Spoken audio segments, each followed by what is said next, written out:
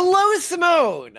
I just read an article that shook me because it was an op-ed in the New York Times. It came out very recently. It seems to have potentially been instigated by our Prenatalist Advocacy. That was one of the most based things I have ever read in an ultra-progressive newspaper, but coded in a way that hid how based it was. Well, you have to. If they actually framed it as not being progressive, then no one would read it. Yeah, I will read a quote from it before we go into it deeper, just to give our audience like an idea of what to expect. Okay.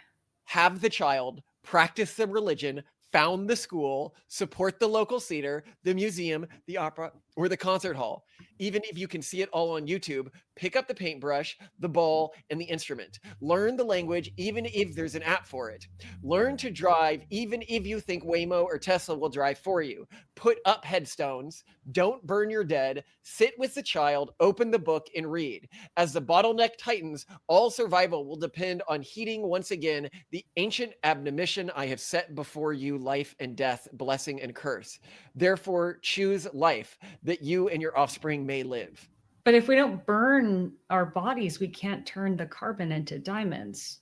You can't do biodiesel. He's an anti-biodiesel activist. He doesn't want us to turn the poor and the old into biodiesel. Confirmed As Curtis Yarvin commanded.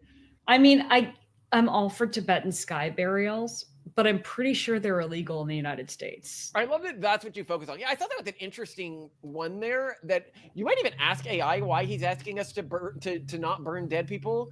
Burying the dead, I mean, especially if you're doing it in a graveyard, that's not very, I would say, environmentally friendly or sustainable. If you're doing it in your backyard, I mean, that's great, but also that could lead to property sale problems, future crime issues, because they'll assume it's a, murder. But Simone, that's not the wider point here. No, clearly, but yeah, hearing that, whoa, there are enough keywords in there to say, I am a progressive, and this is a progressive editorial. Yeah, like opera, museum, yes, 100%. Hall. Yeah, but it has the keywords. He starts, if you look at the beginning of it, it's all stuff that we personally are doing. Have the child practice the religion, found the school. Do you think he knows what we're working on? Or he's like, yeah, that's the most vitalist things you could do. And they're trying to wake the left up to this. And I just don't know if it's doable when 17% of the left, 70% of Americans, so this might be 40% of the left, says that by a survey that we did, that the planet would be better if no humans existed. Things would be better. So any thoughts before we go deeper into this? Let's go deeper. This is a good sign, though. I want to see where you're taking this and what their point of their article was. Yeah, there's been so many New York Times articles on this in the past weeks. We've had, I'd say, maybe 8 articles reference us in the New York Times, or maybe 10 in the past 2 weeks. And a number of them have been op-eds, and some of them are just crazy. I don't go into the ones that are just crazy in a not fun way. One of them was you can solve this with immigration. That's they said the new pronatalist movement is going to fail. The MAGA pronatalist movement. It's what? You can't solve this with immigration. We've clearly shown this. Will someone listen to us? But okay, I'm not talking about ethically. I mean logistically. It would be very difficult. But let's get into this. And this was written by somebody by Ross Dowithat. And I'm just reading the best parts, the parts I found most interesting. Awesome. But the age of digital revolution, the time of the internet and the smartphone, and the incipient era of artificial intelligence threatens an especially comprehensive cull. It's forcing the human race into what evolutionary biologists call a quote-unquote bottleneck, a period of rapid pressure that threatens cultures, customs, and peoples with extinction. That's remarkably on the nose for what we say. He's saying good. Someone on the progressive side needs to say it. Yes, ethnic groups are going to go extinct. When college students struggle to read passages longer than a phone-sized paragraph, and Hollywood struggles to compete with YouTube and TikTok, that's the bottleneck putting the squeeze on traditional art forms like novels and movies.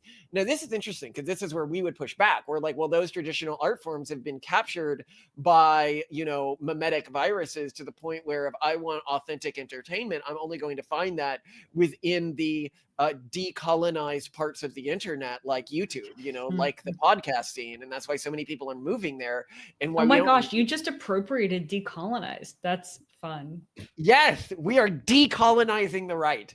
Oh my God. That'd be a great name for like the next natal con talk we No, have. no. You're decolonizing the term. No, sorry. I don't know Yeah, how we're to put it. decolonizing No, the no, no. term. But like, so sorry. You're aware of the fact that it's an extremely leftist thing to say that they're decolonizing something. Like, I'm decolonizing history. I'm decolonizing fashion. I'm decolonizing whatever, because they're trying to just remove white imperialism from it.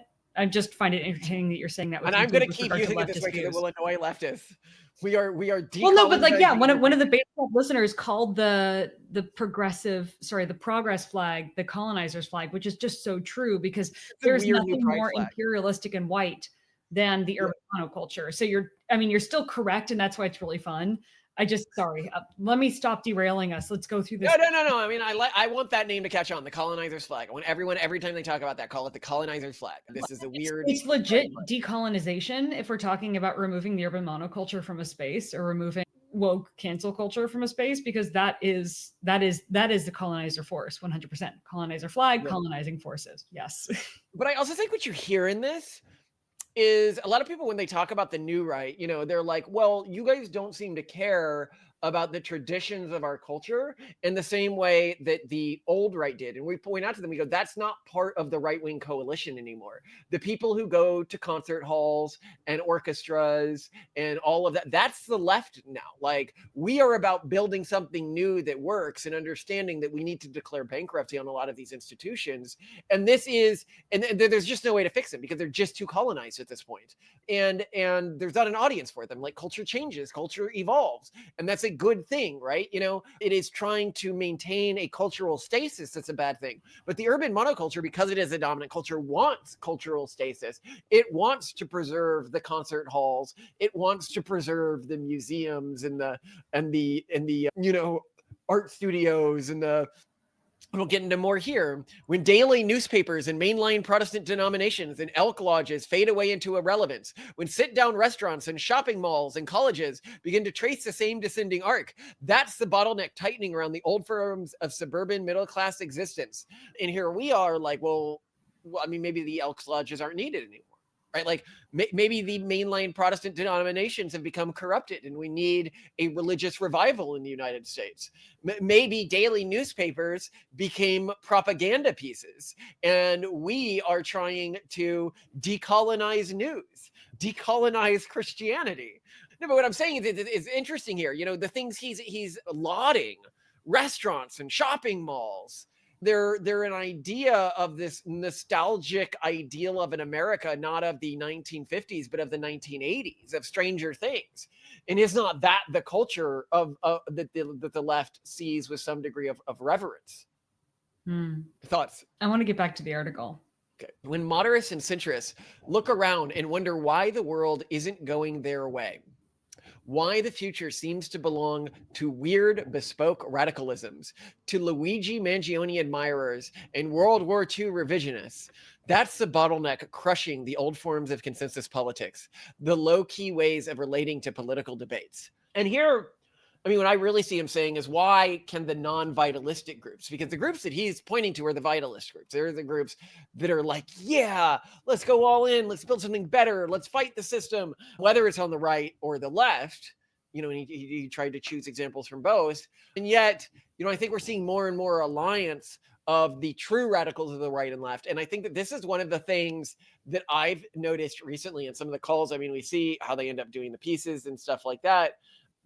But there have been, like, one of the podcasters who reached out to us and seemed genuinely sympathetic to us is a podcaster called Diabolical Lies. That does, apparently it's a fairly popular podcast. It's got like 500 reviews on Apple Reviews. By the way, give us reviews on Apple Reviews if you're watching the podcast. We really appreciate it. Even if you're not, it's like hard to get reviews there. I think we're like at 50 or 100 now. We'll see. But anyway, so she, and you can only do it if you have like an Apple. I don't even have Apple accounts, So she was like, look, I'm like a Marxist feminist, but like, you guys are making a lot of good points. So we'll see how she goes into this. But I suspect what we might see is more an alliance of the new right, tech right, and old lefty radicals. We talked to somebody like Spoon, who's like a monarchist, or the aristocratic utensil we had on the show not long ago. And, he started as like a staunch Bernie bro, right? I think Shoe on Head is increasingly realizing that she has actually on the right and not on the left at all, and that her allies are on the right, and then we're Well, seeing it's the this weird horseshoe thing, which it's legit. You've got that, and you've got the crunchy to alt-right pipeline. A lot of us want the same thing. Maha movement, everything like that, make America Mhm. healthy again. The left, the political establishment left in this country has become the party of the status quo, of this form of nostalgia, in the same way that the right was that in the 90s. And now the right is this new, like, vitalistic, like, we can do things better, like, let's strip this out, let's rebuild, which is really fascinating to me. Yeah. When young people don't date or marry or start families, that's the bottleneck coming for the most basic human institutions of all. And when, because people don't pair off and reproduce, nations age and diminish and die away, when depopulation sweeps East Asia and Latin America and Europe, as it will, and then you had like a hyperlink there, that's the last squeeze, the tightest part of the bottleneck, the literal die-off. Thoughts? Yeah, it's very strange to hear someone in a non-negative context on the New York Times talking about demographic collapse in a more sentimental way. And I guess feeling safe about it. Maybe in the comments, there's a bunch of people saying, it's good if people die off. We should die off. People are they're terrible. What are you saying? But it just surprises me, because every time I see a conservative write something like that, even if it's the same words as used in that sentence, there's someone in the comments saying, no, humans are terrible. We should die off. That's the best for the world.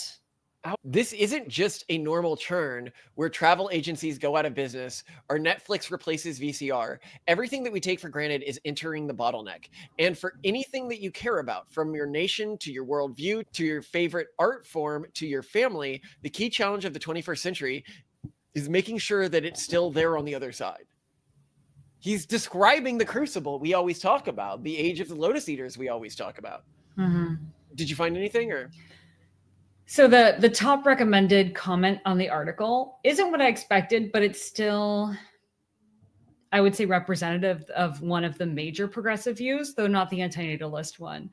Someone wrote from Erie, Pennsylvania, an interpretation. I appreciate Dothat's intellectual depth. His essays here are often the most profound, but there's also pervading nostalgia in his writing, a perception of doom and gloom. I think Jefferson had it right. People should pursue their happiness. The rise of cosmopolitanism is mostly a good thing.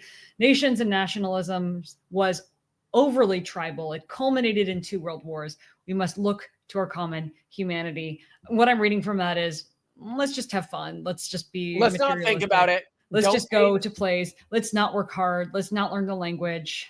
And then, this actually got more recommendations by Sean O'Dwyer in Cairo, New York, with 998 recommendations. So this comment was more upvoted, but for whatever reason, didn't get as highly ranked.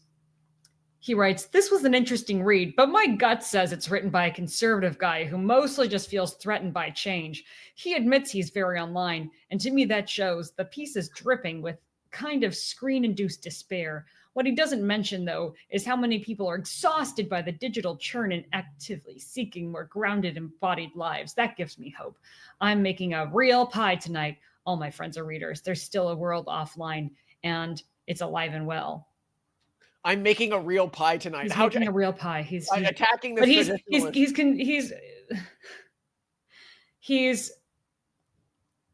he thinks that the author is a conservative, which was what I was expecting to see more here.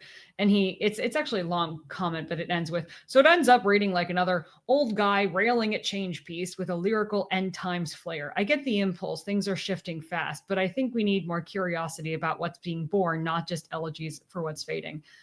Again, I get hope from this, because he is expressing not an anti-natalist, negative utilitarianism view. He's going to go offline and make a pie.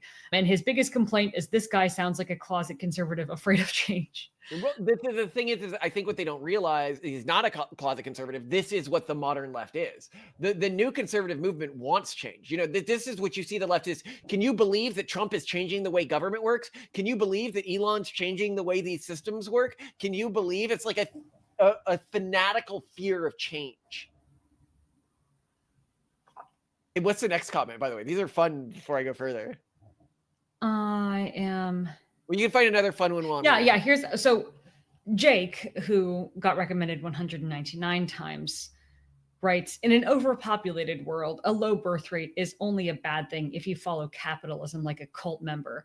Low birth rates are obviously good unless growth is your god. So no one's in support of the piece. I'll keep reading. Well, the Brad also, then it's like, I think one of the more common short, low effort comments is giving this man shame about being concerned about demographic collapse, because Brad from Australia also writes, world population is expected to rise only 2 billion the next 50 years. Emergency. Like, he's being sarcastic. He's obviously, I love the Australian accent. That was really good. My very sad attempt. This is my first ever attempt at an Australian accent. I appreciate you jumping into that. That's why people come to this channel, is to see the high effort. And then Biddy Bob from Freezing Desert comments, what's the obsession with procreation? 8 billion people and counting. Procreation will not solve anything, especially as the AI you're talking about will make it more difficult or even possible for people to earn a living, in which case food and shelter will have to be given for free. I expected this, at least. Okay, I don't understand why we can't just give euthanasia for free. That's what Canada's doing was made. I'm sure they're going to do it more. Sad, they euthanize them. We did an episode on this. Yeah. Okay, so to keep going, in this environment, survival will depend on intentionality and intensity. Any aspect of human culture that people assume gets transmitted automatically without too much conscious deliberation is what online slang calls NGMI, not gonna make it. First, I haven't heard this slang before, but love it. But I will say here, he's right. What survives? This is what I'm talking about with vitalism, right? Like intentionality and intensity. Yeah. If this show had a slogan, is intentionality and intensity. That's the way we treat our religious beliefs. That's the way we treat our cultural beliefs. That's the way we treat our approach to pronatalism, to education, to everything. It can be done. And I am so excited. And I think that you go to NatalCon and that's what it's all about. And it's something that I don't know if other groups, like, he thinks you can approach nostalgia with a degree of intensity that can preserve like what he remembers from the 80s, the shopping malls and the books and the opera houses. And I don't know if nostalgia can ever truly be approached with intensity. There's always a cargo cult like vagueness to it, instead of like reappropriating nostalgic elements in a new way, which is what that's my thing. Is I think actually that nostalgia is really vitalistic, that when you look at new fashion trends, some of the best are built upon nostalgia, but misinterpreted understandings of previous times in which they're mixed upon. And I think you can't get a really great, strong fashion movement like what you saw in the 80s, like what even you're seeing with some revivals of the 90s now, without this complete misunderstanding of what an original fashion movement was like, and then rethinking of it. So I think that there is a vitalistic side of nostalgia, but it has to be a somewhat delusional one, and one that's focused on agency and invention rather than, I just wish things were like they used to be. Languages will disappear. Churches will perish. Political ideas will evanesce. Art forms will vanish. The capacity to read and write and figure mathematically will wither, and the reproduction of the species will fail, except among people who are deliberate and self-conscious and a little bit fanatical about ensuring that the things they love are carried forwards. Well, I'm glad I'm just a little bit of a fanatic. I think this is the way we're seen. A little bit of a fanatic. And other people, they try to shame us. Like, oh, those glasses you wear. Oh, those what we and having a fanaticism for who you are, I think, is required to the next generation. And when we raise our kids, I think one of the biggest problems of like the evangelical movement that led to a lot of its dissolution is they raised them to be obedient and unagentic instead of to be fanatics. And I'm raising my kids to be fanatics. They're going to be wild mountain creatures. What do you have there? Our children, absolutely should be wild mountain creatures. I have to say, going through the comments is really interesting because a lot of them are saying this article really resonates with them. And then a lot of them clearly feel like some parts resonate and then are completely disagreeing with other elements. Like there's one man who shares this nostalgia, but he also just has this very distorted understanding of why things aren't the same anymore. For example, he thinks that everything's horrible now because there are too many people. Oh no, it's a woman, Gail Esposito from Atlanta, writes, just 70 years ago, when I was 6 years old, the planet had 2.74 billion people. National parks didn't need to limit the number of people visiting them. You could fill up your gas tank for pennies. My dad paid $50 a month for our mortgage. And then antibiotics and vaccines were developed and proliferated. The death rate for children quickly declined, and we zoomed to 8 billion people without thinking how we could feed, clothe, and shelter them. Now we're in terrible shape and must confront the fact that there are many people chasing too few resources. We need less people, not more. Sadly, Ross has no idea how wonderful it was living in a world of so many less people and how miserable it is with so much overcrowding. She thinks that national parks having limits on the number of visitors has to do with like the US population. That has more to do with international tourism, which, by the way, thanks, Trump. The reason why national parks had to start banning the number of visitors had to do with Instagram and TikTok is that specific locations would become popular on those apps. And then everyone would try to go to these locations. And those quotas existed before Instagram. And okay, what was she? The crazy thing about her, she's just thrilled with this idea of a world before medical treatment. So just high infant mortality. That was the good old days. Does she not know what the global poverty rate was like back then? Like she doesn't care because she could fill her gas tank for pennies on the dollar. She doesn't care that she was able to do that. So this was 70 years ago. Let the children die, Malcolm, because I could get into Yosemite without a wait list. Well, no, on the poverty of New York, not New York, Europe. That is why we were so wealthy back then, because Europe had destroyed their industrial base, and we were basically stealing all the business from them, and we put them in huge amounts of debt, and the rest of the world hadn't developed, and so we could, outsource, and we could you're basically saying like the degree of poverty in her lifetime, the number of children that were starving to death, if you look at like global poverty rates, was astronomical in that period outside of the United States. She's basically like, well, I remember when I grew up in the capital and we didn't hear news of the other districts quite as much. Why do we hear so much about them these days? I liked it when we didn't have to hear about the other districts. That's really what's going on with that post, which is absolutely wild that you could be that delusional about how much worse the world was for your average human living in it 70 years ago. But anyway, I mean, these people live in a delusional bubble, right? Like they just, but you can tell this woman didn't have kids. I can tell from the comments she didn't have kids. So thank God you're going extinct. Mere eccentricity doesn't guarantee survival. There will be forms of resistance and radicalism that turn out to be destructive and others that are just dead ends, but normalcy and complacency will be fatal. I agree, but you're being normal and complacent in this piece. It's like normalcy and complacency personified, but I agree with a lot of what he's saying here, Online life allows for all kinds of hyper intense subcultures and niches where the sense of obsolescence is less of an issue. But for the average internet surfer, the normally afloat in the virtual realm, digital life tends to evaluate the center over the peripheries, the metropole over the provinces, the drama of the celebrity over the quotidian. How much survives? Nothing I described is universal, unless the true AI doomsdayers are correct. In the year 2100, there will still be nations, families, religions, children, marriages, great books. But how much survives will depend on our own deliberate choices. The choice to date and love and marry and procreate. The choice to fight the particular nations and traditions and art forms and worldviews, the choice to limit our exposure to the virtual, not necessarily refusing new technology, but trying every day in every setting to make ourselves its master. So I agree with that. He's saying, it's not about refusing technology, but you have to go through the valley of the lotus eaters. You can't blind your eyes. You cannot, if you take pokers and you blind your eyes, when you get to the other side of it, all of these temptations, you're still going to be blind. The only way out is through. Yeah, the only way out is through.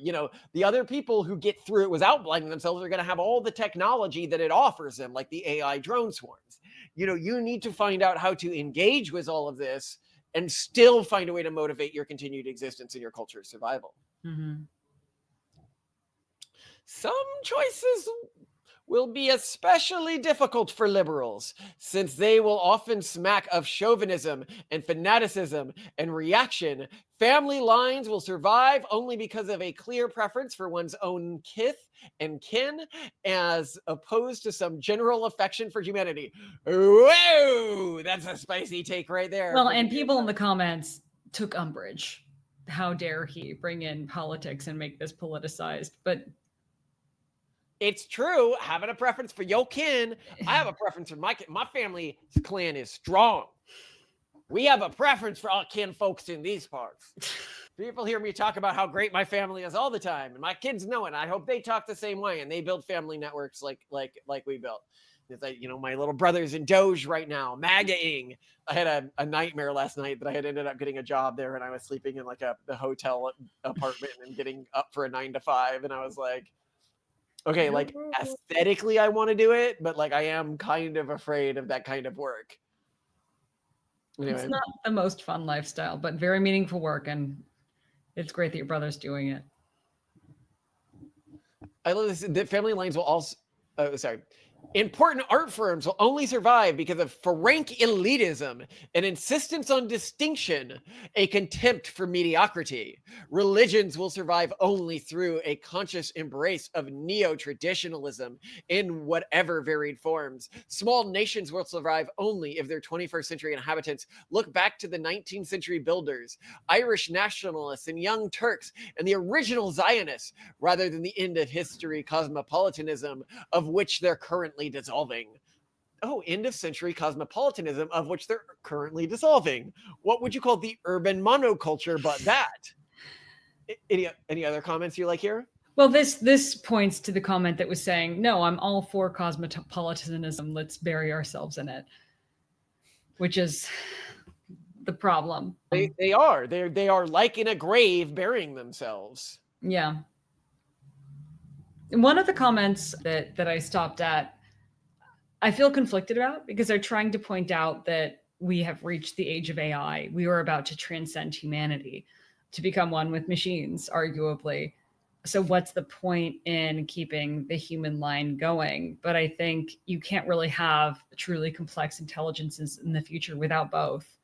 Yeah. But I do think that this is the most interesting so far of the comments that I've found that complains about population, because they point out that the world has 8 billion people, and this is a lot. Then they write, this is the 21st century. Aside from serious consequences of environmental damage caused by our huge population, including catastrophic global warming and the so-called sixth extinction, which biologists say is in full swing, there are technological changes that also mitigate worries about human extinction from a lack of babies.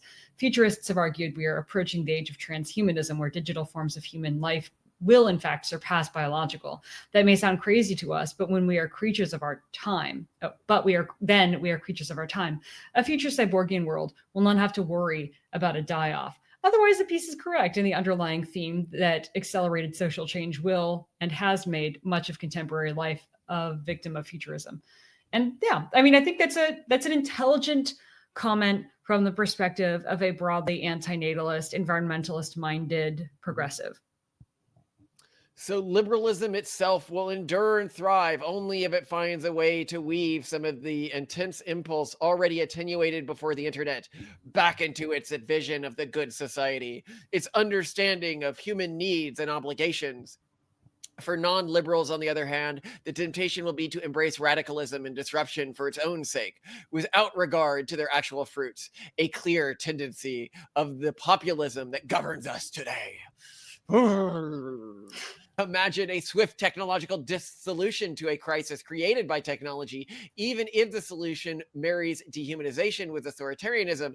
Imagine Chinese Poltebrero with artificial wombs, or to simply, I'm like, maybe that's where we're going, or to simply embrace the culling of the common person, the disappearance of the ordinary, the emptying of provinces and hinterlands on the theory that some new master race of human AI hybrids stand to inherit it anyway. That's that person said, right? Like maybe they didn't internalize that piece, but perhaps the strongest temptation for everyone will be to imagine that you are engaged in some radical project, some new intentional way of living, but all the while you are being pulled back into the virtual, the performative, the fundamentally unreal.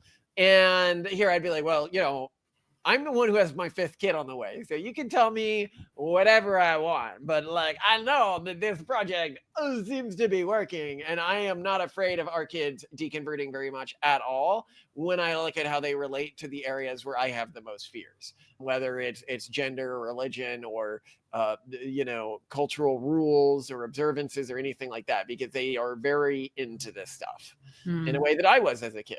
You see Octavian, he wants to enforce the tradition on his siblings. This is how we do things, don't you know? Basically. This is one temptation. But I also like here what he's talking about is this idea of like these families that we see that are like trying to build communes and they never come together, or trying to build schools and they never come together, or trying to build, we said we'll build a school, we built a school. You saw the school, it works, it's great.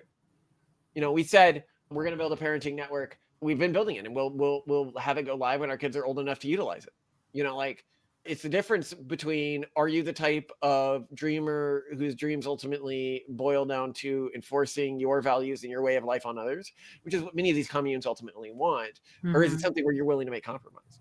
Like our neighbors are, fundamentally, working class people, and our kids stay with them during the day, and a lot of people are surprised at that. They're like, oh, you don't hire like specialist nannies? And we're like, no, specialist nannies are like weirdos. Well, actually, I think this is why most communes fall apart, because ultimately they can only be populated by people who are there because it is just convenient, not because they're that ideologically aligned. So they're like, yeah, aesthetically, I like the idea of living in an eco-village, and also I was downsizing and retiring anyway, and it's in the region where I want to be. And so they move there, but that means it has a very short shelf life. This is one temptation I'm very familiar with, as someone whose professional life is a mostly digital existence, where together with others who share my concerns, I am perpetually talking, when the necessary thing is to go out in reality and do it. Bam! Oh yeah, we're gonna take the future from you. We're gonna take the future from you. We are gonna. Well, don't they have hope if so many progressive readers of the New York Times read this and say yes? They won't. Hope of seeing a more balanced future. Who in the comments is agreeing with him? You can read. I'll read this first part again, because this is what the article ends with. Have the child practice the religion, found the school, support the local theater, the museum, the opera, the concert hall. Even if you can't see it all on YouTube, pick up the paintbrush, the ball, the instrument, learn the language, even if there's an app for it. Learn to drive, even if you think soon Waymo or Tesla will drive for you. Put up headstones. Don't just burn your dead. Sit with the child. Open the book and read. Yeah. And here's what I'd say is, have you ever tried simply turning off the TV, sitting down with your children, and hitting them? As the bottleneck tightens, all survival will depend on heeding once again the ancient admonition, I have set before you life and death, blessing and curse. Therefore, choose the life that you have, that you and your offspring may live. So I just want to point out that the top comments are mostly people unilaterally saying, this is great. One person just writes, 245 people upvoted this, Ross's finest article. Jeff from Washington, D.C., who got 252 upvotes, wrote, I've been reading the Times and Ross's columns for years, but have never posted a comment before now. Bravo. I would say more, but I'm going to take Ross's advice, put down my phone, and get out into the world. And another one who actually wasn't a huge fan of him, but still got 296 upvotes, says, as most commenters here, I'm extremely disinclined to agree with Duthought on anything. So this guy isn't his fan. I'd be hard-pressed to come with any previous essay or line of thought. Incredibly, I got through almost the entire essay nodding my head in agreement figuratively. His one dig at liberals was quickly balanced out by the one at populists. So credit where credit's due. The points he makes for a long-form intellectual take on what the short-form Black Mirror series has been expressing for years. And he didn't say woke once. Will wonders ever cease? So... this person is apparently like pretty is considered conservative by lefties. I guess so. Yeah, this person probably thinks he's a lefty who. So probably what this author is a centrist who's seen by regular New York Times readers as the evil alt-right centrist. And this person, nevertheless, despite wanting to disagree, agreed with almost everything. So yeah, I would say this is really well received, which again, to me, like this may be the sign of a turning point. This may be sign for hope among progressives, that they get it, that they want to get back to agency, to action, to vitalism. And I think that would be a really good thing, because I would like to see more perspectives represented in the future than fewer. Yeah. Yeah, me too. So, who knows? Maybe some iteration of this will survive. Anyway, I love you to death, Simone, and I hope that our followers can take something from this article and use it to replace him. And The Economist did a piece on us recently, and it was me saying, join the pronatalist movement or we'll replace you. Those are the only options. And I love it. I love it, just to freak people out. He got a lot wrong, though. He argued that like Jared Taylor was like a speaker at the first conference when he wasn't. He was just an attendee, and that Kevin Dolan is a racist. That's one of the things that gets me. I also want to do an entire episode analyzing the idea that Kevin Dolan is a racist. Because if you actually look at his tweets, he was tweeting with an anonymous account, none of them are that racist. And a lot of it is just made up by the other side. And they'll say, oh, he said these anti-Jewish things. And I'm like, no, he didn't. Like, look at the actual tweet. And they're like, oh, wow, I didn't realize that they had turned the name of a town into I hate Jews, when they're just like, well, this town has a disproportionately Jewish population. So we just translated that for him in our hate piece. And I'm like, well, what? Anyway. Okay. Lemon Stone went after the shrimp people and they fought back. You don't go after the shrimp people. This is the EA people who want to replace us with shrimp. The shrimp welfare people. They don't want to replace us with shrimp. They're like, if shrimp have feelings, right? Like you can, and good utility is defined by the positive reducing suffering. Yeah, well, the positive divided by negative emotions of an entity, then multiplied by that entity's sort of like cognitive space. Shrimp, even though they're lower cognitive load than us because there's so many of them, we need to take them seriously. Well, and because their existence in large scale shrimp farming is so bad. Like, you think chickens have it bad, shrimp have it even worse than, they pop off their eyes to increase. Yeah, their eyes get crushed. They don't pop them off. They just get crushed. Half don't even make it to harvest point. Like, it's gross. It's horrible. It's really bad. They're like, well, I could spend $1 and reduce significantly a portion of their suffering. Like, this is money well spent. So, I mean, I think it'd be better to engineer them without nervous systems that can feel pain. Yeah, I think that would be awesome. Also, like, I don't know. I don't think we need to eat animals as much. You're getting into fighting territory here with Malcolm. I just know, I mean, what everyone is kind of consciously aware of in most intellectual circles is that, so many years from now, we will look, well, depending on how demographic collapse plays out now, but people will view meat consumption as being pretty... Winwood Reed said that in the 1800s. One of the guys, he's like, people. He's one of our prophets, Malcolm. I mean, get with the program. But he doesn't say that we shouldn't eat meat today. He says, he just says we're going to see this as insane and we'll make fake meat. And he says we will see it as insane culturally after fake meat is normalized. Yeah, dude, it's okay. I don't know what's going on with Beyond Everything because it's disgusting. But yes, and everybody when it first came out, awesome. So, it was supposed to be like awesome, and it was like hard to get, and I was like, "Wow, it must be pretty good." Every time we've had it, I've been like, "Whoa!" Like, why? Just make a burger with quinoa and black beans and rice or something, like just like other good stuff that has protein in it, or just whatever Morningstar does. By the way, Simone chicken is so good. Almost a vegetarian. You eat almost exclusively fake meat. Like I never choose to eat meat. I don't have a choice. And most of that's for autistic reasons, because meat has all these little gristly bits and gummy bits and cartilagey bits and inconsistent bits. And guess what has consistency is Morningstar fake chicken patties and Gardein meatballs and fake meat hot dogs. And they're so good. So whatever. Tofu's also amazing. Meat dishes are so good. I'll tell you that. Yeah. And so this is my first time doing the mango pineapple curry for you using all fresh mango. I know you wanted them to be a little bit more textured. Do you want me to dice some, but then make puree of others in the blender? So you have a mixture of both mango puree and diced mango with diced pineapple. Well, how do you want me to approach this? I want only diced. We need some liquid because I Okay. have less coconut cream than before. Then I put puree- in more yogurt, but Then puree some of the mango. then you want most diced. You want texture. You want chunks. And if you want, I can drive out because I need to go out to get more beer anyway. I can No, go we out- have a blender. Like, you bought a blender for yourself. I should be using it so you get the value. This is worth it. all fresh ingredients, fruits Mhm. and stuff. This is like eating a forest. Mango and pineapple and chicken. I mean, it's great. It's great to see you consuming more. There's a lot of onion in this. There's tomato in this, garlic, mango, pineapple, chicken, coconut. This is pretty healthy, pretty good. Yeah. You might want to put some crushed coconut in it Oh, because we've got some. if you want me to, sure. Yeah. All right. I'll get started here.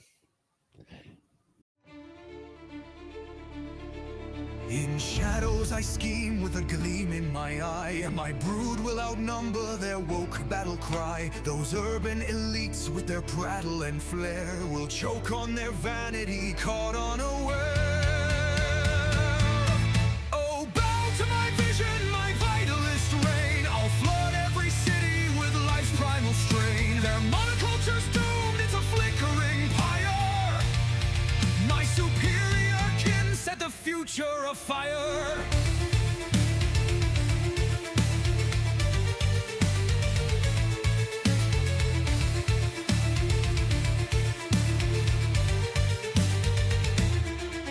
I'll honor the past with the heirs I bestow. Each child a new route where my empire will grow. The woke clutch their mirrors, their egos inflate, but I'll crush their smugness with humanity's weight. Oh, bow to my vision, my vitalist reign. I'll flood every city with life's primal strain. Their monoculture's doomed, it's a flickering pyre.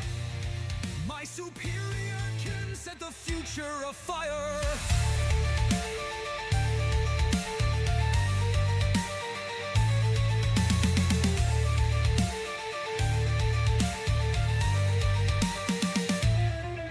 My children will storm through their glittering halls. With vigor and might, they'll tear down their walls. The urbanites' folly, their self-loving spark, will burn in my bonfire, extinguished by dawn.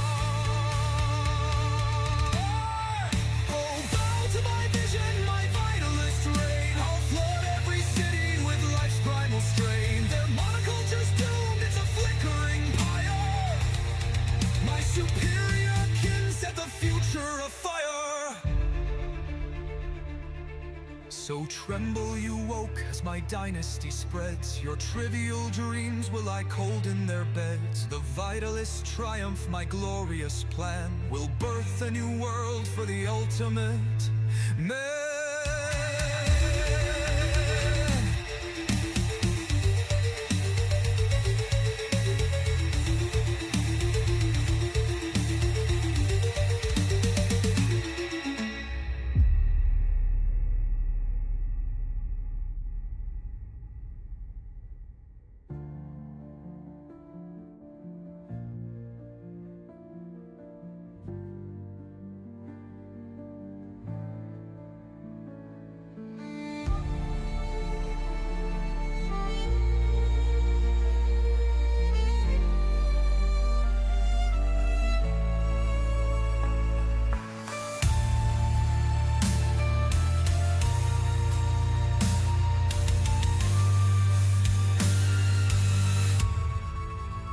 So tremble, you woke, as my dynasty spreads. Your trivial dreams will lie cold in their beds.